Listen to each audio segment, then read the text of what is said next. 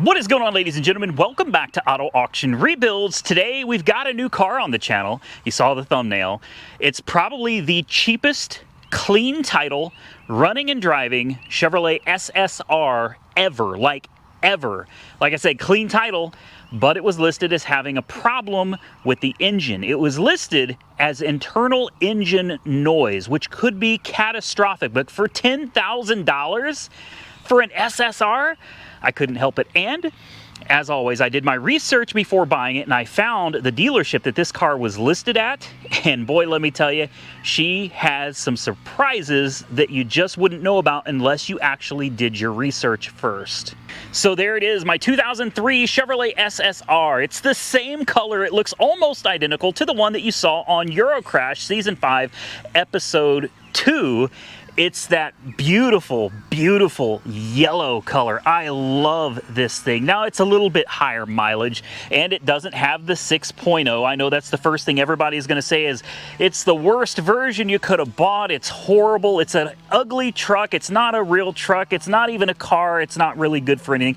Believe me, I already know what everybody's going to have to say about it. But personally, for me, this is a bucket list car slash truck slash convertible slash uke, El Camino, whatever you want to call it. I've always wanted one. I don't care that it's only got the 5.3, and I know it's lacking on horsepower, but something like this is so unique and, in my opinion, cool. It doesn't have to be super fast or super crazy. I'm happy that it has a V8 under the hood. Thankfully, they didn't go the route of the Plymouth Prowler and stick a V6 under the hood and expect everybody to be happy with it. Yes, the 5.3 is a little on the anemic side, but it's still a V8, and it's still going to have a nice sound to it. And I took the liberty of bringing out my 1940 Chevrolet Master Sedan with a 350 under the hood of it, just to kind of compare and contrast it, because really, look at them. Granted, they are not identical, but I think they actually look pretty damn similar, and both of them, in my personal opinion, look really, really good. Now, I told you it was holding some secrets. Number one, the listing was very clear, and it said that it had internal engine noise, engine damage.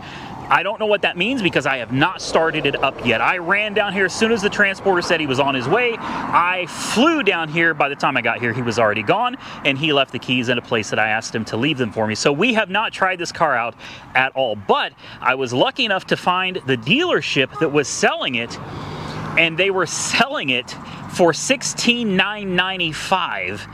And I'm telling you, I screenshotted the listing so that you guys could see it. They put over $3,000 worth of work in this. This truck, if you did not find this on their website, you would never know by the auction listing. They just put a new rack and pinion in it. Yes, they did new brakes, new rotors, they did a new battery, and the battery for this is like $380 to install because it's mounted under the truck, under the bed in the back. It's supposedly a real PITA to get to. Now, in the listing, I saw that the convertible top was open. I also saw that the truck bed was open, which means all of this stuff should still work, but I'm a little confused about the internal engine noise, because even as it was listed for sale at the auction, it was still for sale on their website at retail. Now, I'm gonna play the clip because I still have the auction listing. I can play the clip of the internal engine noise that they claimed, and when I heard it, I immediately knew exactly what it was, and it made me completely fearless when it came to buying this truck. They had a buy it now of $10,000, and because I'm a shrewd negotiator, I offered them $92,000, and they immediately declined. And I finally came back and said, man, 10 grand is a steal of a deal for any SSR that runs and drives, especially since I think I already know what's wrong with it. So let's take a quick walk up to it, and you can see this is from Maroon Ford Longmont. And they installed, this is crazy, they did install low jack. It has low jack still installed. They also installed Sirius XM, so it's got Sirius XM. And you can see right here, it may be locked. Yeah, it's locked. I haven't gotten into this thing yet. I walked up with my camera and I had to start filming because I'm going to lose daylight probably in about an hour, and I've got to get this video done. I've got to know if I was right about what I think is wrong with this truck, or or if I'm wrong and we find out we're going to have to put an engine in it. I'm here to tell you, if it needs an engine, if I have to go find a 5.3 for this, I'll do it. I'll absolutely do it. We'll put it on the lift. We'll get the engine swapped out in this. It's not that big of a deal. So here we go. As is, no warranty, 03 SSR. Ebony interior, slingshot yellow. It is the LS trim, which I think is kind of the base trim, basic trim. But anyway, this was on the dashboard here. I'll go ahead and throw that back on. Low jack, I'll have to figure out how all of that works. The seats, man, these are very nice. Not too heavily bolstered, but nice nonetheless. I mean, they've got a good bolster to them. It's not anything crazy. And the yellow, I fell in love with it the minute I saw it. I just love the yellow. It does have a few little scuffs and scratches and a few nicks here and there, but overall, for a 2003 with 110,000, I think it's 108,000 miles on the odometer, it's actually in pretty dang good condition, guys. So why don't we play you the clip of this thing running so you can hear what they're claiming to be internal engine noise. And my goal is to figure out why this dealer, obviously a reputable, big retail dealership in Colorado, why they took this thing that they were trying to sell for $16,995. They dumped $3,000 worth of repairs in it, and then they offloaded it at the auction for 10 grand. I'm dying to find out what's wrong with this truck. Thankfully, because I was able to locate the dealership that was selling it, I was able to go to their website and I found the car on their website. And I read everything that they had that I could read about it. I took screenshots of everything that I could, and I felt very comfortable that this car was probably in pretty decent shape, or truck, whatever you want to call it. I'm not really sure myself.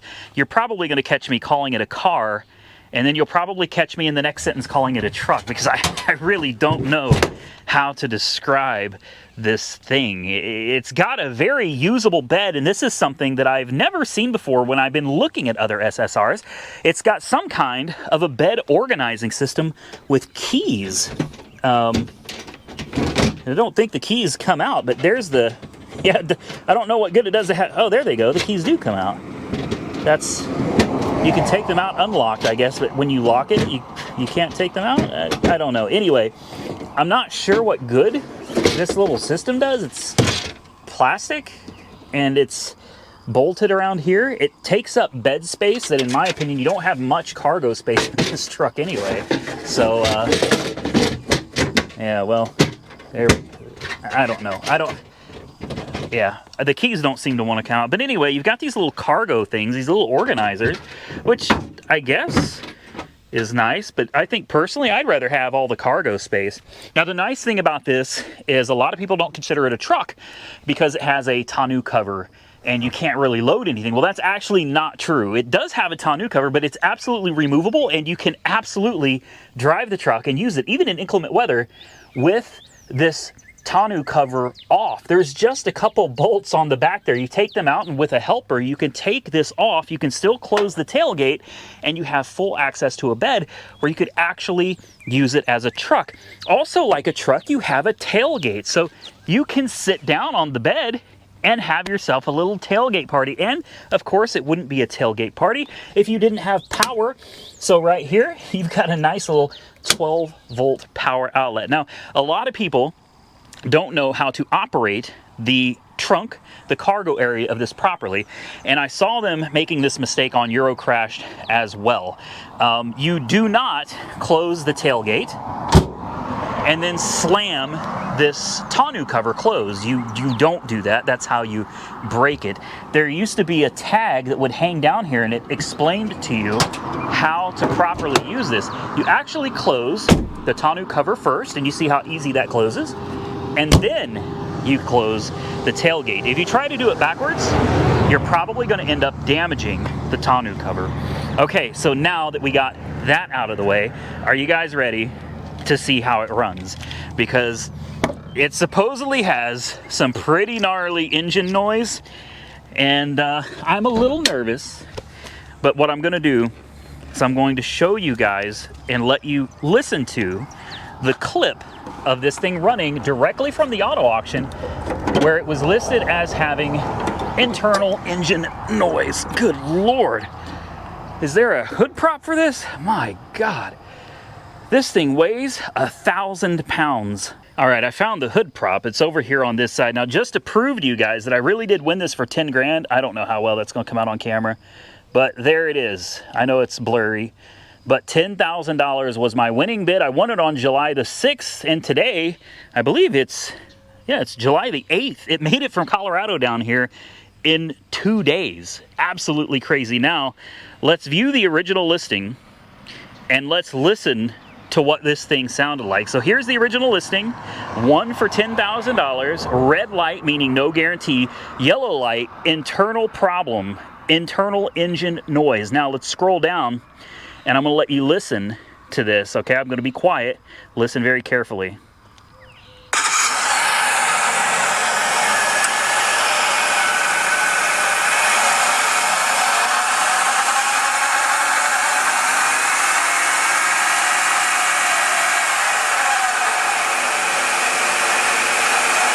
You hear that?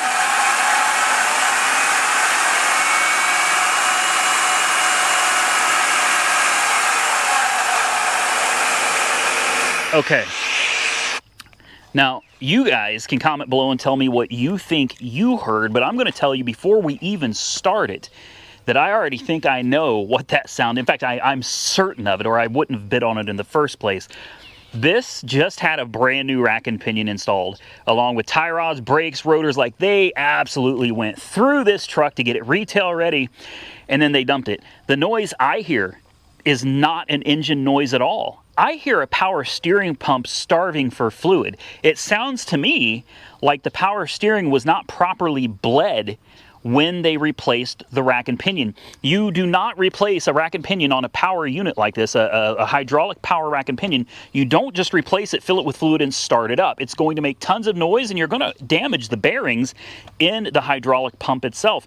What you're supposed to do is you fill it up, and you leave the ignition on but not started, and you crank the wheels in the air, lift it up in the air, left, right, and you just keep doing that, and it's going to take a while. Then you check your fluid, top it up as necessary, and eventually you'll have the majority of the air out. When you fire it up, it shouldn't take too long before the pump quiets down, and you are good to go. I'm willing to bet that these technicians replaced the rack, threw some fluid in it, started it up, and they couldn't get it to stop making noise. Now, eventually it will stop making noise. Either the pump is going to die and it will eventually stop making noise, or it will self-bleed all of the air out of it and it will be fine. Here's the fluid. As you can see, power steering fluid is clean. I mean, that's brand new, just like I said it was. Brand new power steering fluid, and it is full, at least with the engine off. So without further ado, I think it's time that we get in here and we actually fire this thing up, and we find out if the engine noise has anything to do with the power steering pump. I'm telling you, I guarantee you it does. Yep, I hear it. But steers fine. I don't hear any noise.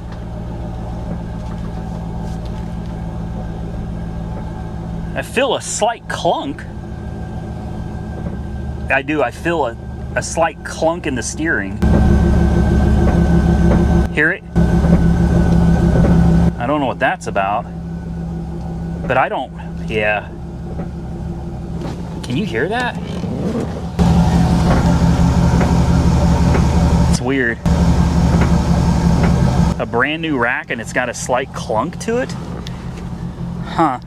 What I don't hear is the engine noise. Can we crank up this air conditioning? It is hot as heck out here today. Let's cross our fingers the AC works in this. It does. Oh, thank you, thank you, thank you. That's one thing I didn't know, is if the air conditioning worked or not, and it does. Let's see if we can get some information on the screen. 118,000 miles on the odometer. Trip 2580. Does it give you fuel economy or anything? Yes, it does. Average economy 15.4. Oh, the oil filter was just changed. The air filter was just changed as well. They really did a lot of work. There are no warning lights on the dash. And take a look over here. It even came with fuel. It's got gas. The temperature's coming up nicely. Oil pressure is good. You've got a nice, very, very nice Acceleron KDC X994 stereo in this. This is a nice little Kenwood unit right here. You've got a cup holder, if I remember right. Does it not work? I could have swore that there were cup holders here.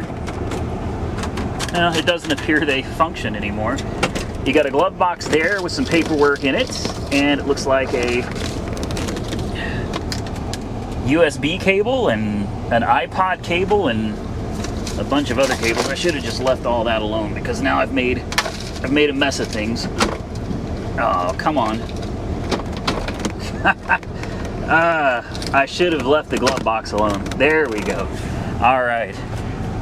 It sounds fine, guys. Over here, your burnout button. This will be your power top, locks, and your 2 windows. Obviously your shifter, which strangely enough doesn't tell you what gear you're in anywhere.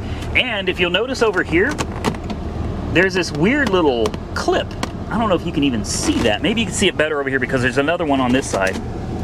This little clip right here on both sides, there's actually a factory cup holder that you can put on either side that's external to these two that obviously, oh, here it goes. Hold on, come on. There it is. Oh, that's not a cup holder, that's a change holder. This is the cup holder. I'm gonna break it is what I'm gonna do. I think you got an ashtray. Yep, right there. An actual ashtray, functioning ashtray. You know, typical GM with plastics and stuff. You've got a cigarette lighter or power adapter right here on the passenger side. You've got another one on the driver's side. As I said before, there is one in the hatch area, the trunk area, and I believe there's another one in here. I could be wrong. I don't see one in there. I thought there was another one. I probably just don't know where he is. Okay, now you know what it's time for? I need to know if the convertible top works. So we're gonna try that next. All right, so moment of truth. I don't know how to do the top, but I'm just gonna put my foot on the brake. It's in park and I'm gonna push the button. Well, it looks like we're doing things. Oh, yes, it's working. Oh man, are you serious? Oh my goodness. This thing was an absolute steal. Do you hear me? A steal for $10,000? There is some noise from the power steering pump though.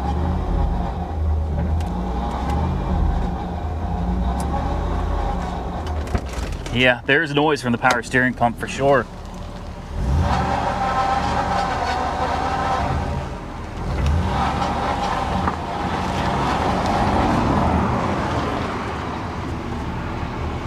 Wow, it runs like a top. I wonder how it drives. All right, it looks like the lights work. I need to check the fog lights. It sounds good, but it definitely is whining when you give it a little bit of throttle. So could there still be air in the system? Yeah, absolutely. I also checked the fluid with it running, and the power steering fluid was actually at the add mark. It was low, but I can't remember if you're supposed to check the power steering fluid with it running or with it off. I think it would make more sense to check it like a transmission when it's running. Obviously, all the lights here seem to work. Let's go around to the back and check those as well. Looks nice. Yes. Even the side markers, are you kidding me? It needs an exhaust. License plate light, we've got one. Sometimes you can tap on, oh, there's the other one. I guess somebody meant to replace it and they didn't get around to it, so it's just kind of sitting there. And the battery actually sits right there in that battery box under the bed. It's got Bilstein shocks on it. That's nice. And it almost looks like it's been lowered just a hair. So we're gonna take it for a ride. Let me buckle up and let's see what it does. All right, well. Your NPR source is KGOU Norman. I checked out the radio and it works great, and I got the little cup holder to work. Would you believe that? Yep, this odd little cup holder there, and getting it back out is next to impossible. I don't know that I would really trust this as a cup holder, but it's there, and it's nice that it works, I suppose. It seems to run great. As I said, the air conditioning's ice cold. We have no warning lights on the dash at all. So we're gonna hit the road with a clunking front end and all. Needless to say, we will have to get it on the lift at some point. Maybe in this video, maybe not. And we'll have to see if we can figure out what's going on under there. Oh, wow, it shifts great. It rides great. Oh, it also, because it just had a rack and pinion done, it also shows that it just had an alignment. It doesn't ride too bad. Okay, I'm not gonna lie, I'm a little on the shocked side right now, but it actually, do I feel a vibration from the front, or is the front just kind of, maybe the front end of these is just a little stiff? That's what it feels like to me. It feels like it's a tad on the stiff side, but I haven't heard any noises. Let me see if I can wash these windows real quick. Oh, nice. I'm getting soaking wet now. There's dead bugs all over the windshield, which is going to make it very hard for you guys to that's nice. Thank you. Yeah. Okay. Well, I still hear that little bit of noise from the power steering.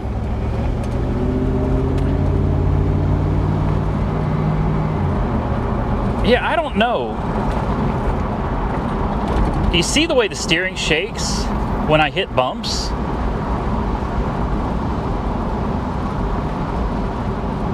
Yeah, I'm not, I've never driven one of these, so I have no idea. It seems to steer fine. It just seems like the front end is a tad bit, I don't know, I don't really know how to describe it. A little stiff, it just feels a little off. But again, I think I saw lowering springs on this too, so if that's the case, that could very well explain it. Oh, okay, easy. I'm trying to be very ginger with it.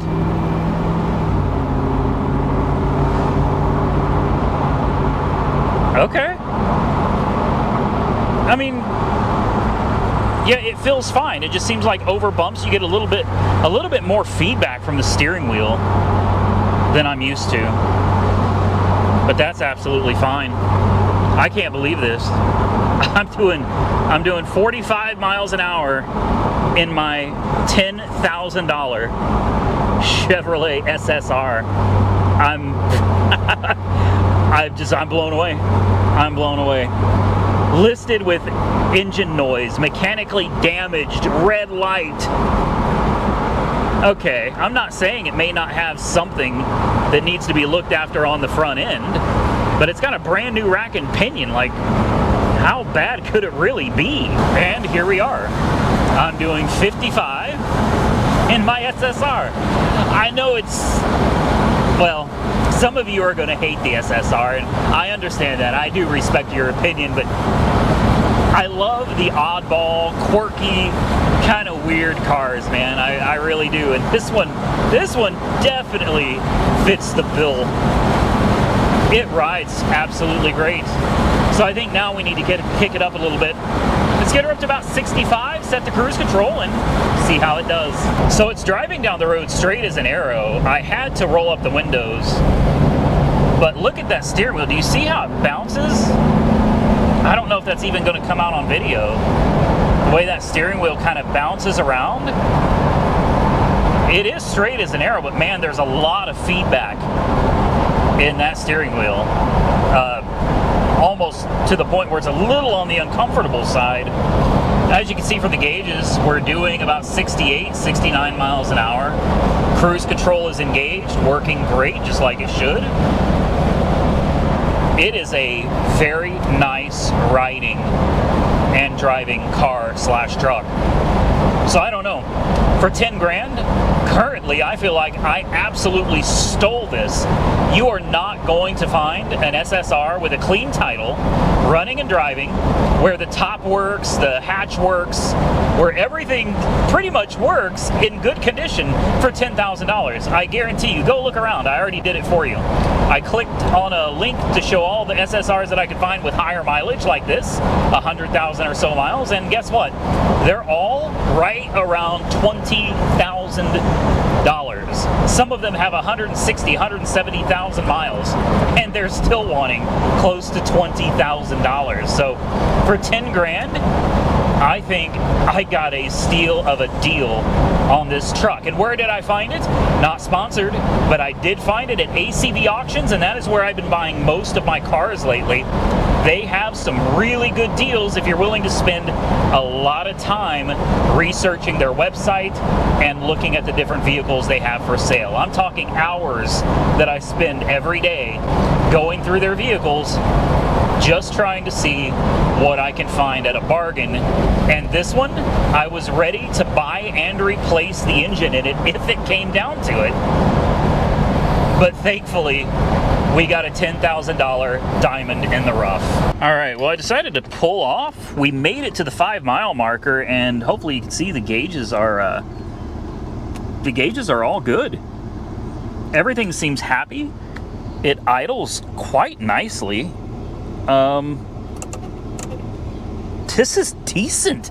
And like I said, the feedback in the steering, it feels a little concerning, but after you drive it for a while, you kind of start getting used to it. I don't believe that it's anything crazy. I don't think there's anything really wrong, but I definitely will be checking it out to make sure that there's nothing loose from replacing the rack and pinion on this. So I'll have to get it on the lift. I'm gonna pop the hood real quick. I just want to check under there and see if we got any kind of smoke or is anything leaking. No? No smoke? It sounds perfect. Make sure that is closed. It sounds absolutely perfect. So let's give it a little gas and see if that noise went away. I'm hoping there's just a little bit of air in the system, or maybe I need to add a little bit of fluid because, like I said, it was showing to be low.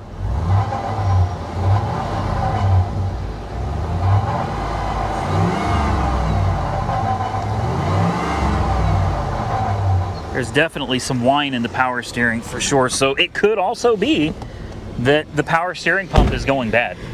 But still, I'll replace a power steering pump on this any day of the week before needing to purchase an engine and replace a motor on one of these. Even when you rev it up to where it starts making noise, right there around 1500, the wheels turn fine.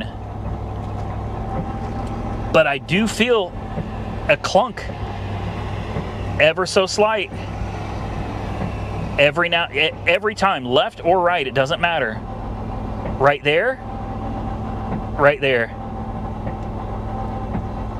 It probably wouldn't hurt to get it on the lift and check and make sure the pinch bolt that goes from the gear to the steering column is actually tight and installed properly, just to be on the safe side. I'm not saying that it's not, but I am a little concerned that there's a clunk in the steering when it has a brand new rack and pinion and all new tie rods. Now, my fiance saw this thing as soon as we rolled up, and she said she wants to drive it, and that's very rare. Rarely does my fiance ever want to drive anything that I bring home from the auction, but when she saw this, she said, "That's weird." That was her exact words. "That's weird," but she likes it. And that's where I'm at with it too. I understand it's not for everybody. I definitely get that. But there's a cool story behind how the SSR came to be. I'm not going to bore you with all of the details, but it happened that who is it? ASR, the sunroof company, American Sunroof Corporation, ASC. That's it, American Sunroof Corporation. They were actually looking to kind of get into the car designing business, and they already had, when you consider things like the ASC McLaren Mercury Capri. Those did not come topless, but ASC jumped in and they made them topless, and they had a nice little convertible car that was also very weird and quirky. Well, what happened was ASC designed this car and they literally dropped it off. They designed it, built it, and dropped it off at whoever was running General Motors at the time. They dropped it off and left it with the keys in it with a note. And at that point, this thing became kind of an oddball legend. They didn't sell a whole lot of them. They weren't a car that very many people were interested in because it was kind of crazy. I mean, what else looks like this other than maybe the, I almost forgot what it was, the Plymouth Prowler, sort of. I'm gonna see if we can make it 5 miles back to the house, and then I guess we'll conclude the video. We can come back in the next one and get it up on the lift and start looking around underneath to try to figure out what the clunking noise is and if there's anything else wrong with it that we need to be aware of. Well, it made it back. Let's see if it's still making that noise. Ah, yes it is. All right, I'm gonna show you guys what I mean. The thing is, if it was just a low fluid condition, I do believe that when it started squealing or making that weird moaning noise, you would start losing power steering as well. And it definitely does not lose power steering. So I think we're looking at a power steering pump that's just going bad. Let's take a peek at the fluid level here. Oh, actually, that's full. With it running, it is full. So it's not low on fluid. So it's gonna need a power steering pump. That's the best I can figure. Power steering pump sits right there. There's a big bracket on the front of this motor. It's probably not a lot of fun to change that power steering pump. Yeah, I'm gonna say it's probably not a lot of fun at all, because it looks like this entire bracket on the front of the motor may have to come off. Surely not. Surely they didn't design it that way. Come on. I'm gonna have to do some research on this, guys. If you know what it takes to get the power steering pump removed on this, preferably without taking the front of the engine off, hey, let me know in the comment section below, because I think that's the most likely culprit. I wonder if it's had a tune-up or anything. I'll bet it needs plugs. It's definitely going to need some basic maintenance. But oh, this is clean. That looks brand new. Wow, okay. Trans fluid? What do you think the chances are that it looks clean? It's definitely due for a service. It's not bad. It's not completely black or anything, but that fluid is kind of turning brown on us. So I'm gonna say there's definitely a trans service in order for this. I told you they just changed the oil, obviously power steering fluid, and it probably wouldn't hurt to change the coolant, flush the brakes. Like I said, just some basic maintenance that probably still needs to be done to this car slash truck. I keep thinking there's a button in here for opening the trunk. Let's see if I can find it. There it is, right there. Oh, there it is. Okay. I was hoping that it worked. And it does. If you don't know that button's there, well, it could be difficult to get into this hatch if you ever leave your keys somewhere. And tell me what you think about these bed organizer things. I'm thinking I would be fine with removing those, figure out how to get those out of here, and just give myself the space in the back.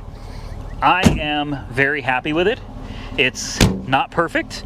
None of the vehicles that I buy ever are. They all need something, and none of them are cosmetically perfect. Another thing that I wonder about is the date code on these tires. Oh, those front tires look pretty worn, don't they? Look at the cracking on the edges. Yeah. What's the date code on these? Oh my goodness. 2013. These tires are 10 years old. Well, that's not going to cause the clunking, but that will definitely cause the steering to have a lot of play in it. Not a lot of play, but a lot of feedback. These tires are probably hard as a rock. 2013? Oh man, tell me the back ones aren't that old too. I don't want to put a whole set of tires on this. 295 40/20s on the back, and these are, what's the date code on these? That's what I'm looking for. It doesn't say. DOT E8YP, which means the date code is probably on the back side of the tire, and it's probably exactly the same over here too. Oh no, oh man, the back tires are 2015. Yeah, 50th week of 2015. So the back tires are 8 years old. It's gonna need a set of tires. I promise you, a set of good quality tires. This wasn't even put on straight. Look at this. This is about to fall off. That's not, come on, man. Hell, that doesn't even look like it goes on here right. Oh, the clip is broken. Yep. There's a broken tab, 2 broken tabs on it. Well, hey, we're off to a great start. As I was saying, it's not perfect. I don't expect it to be perfect. I got it for $10,000, and I feel like that's an absolute steal of a deal for something this unique, and in my opinion, this cool. Do me a favor, drop your comments below and tell me what you think of the 2003 Chevy SSR. And do you think 10 grand was a steal of a deal for it, or do you think I paid too much? I think that looks a whole lot better than it looked a minute ago. And I just want to make sure the rest of these are on. I'm going to go and price a set of tires because it's absolutely going to need those. And I think that'll probably solve the majority of the issues with the feedback on the steering. I love this thing. I think, against my better judgment, I might actually drive this home. With that said, ladies and gentlemen, I'm gonna get out of here, but I wanna thank each and every one of you for taking the time to watch my videos. I am so happy and so excited about this car. Unfortunately, I have a ton of other cars here. I've got to get some of these things moved out like as soon as possible to make room for even more. This isn't the only one. I've got a couple of other things in the pipeline that I probably shouldn't be getting right now. But anyway, I'm going to get out of here. Thank you again for watching. If you enjoyed the content, hit the thumbs up button and consider subscribing to the channel. Drop those comments below. Till next time, stay safe out there, everybody. I look forward to seeing you all again very soon in the next one.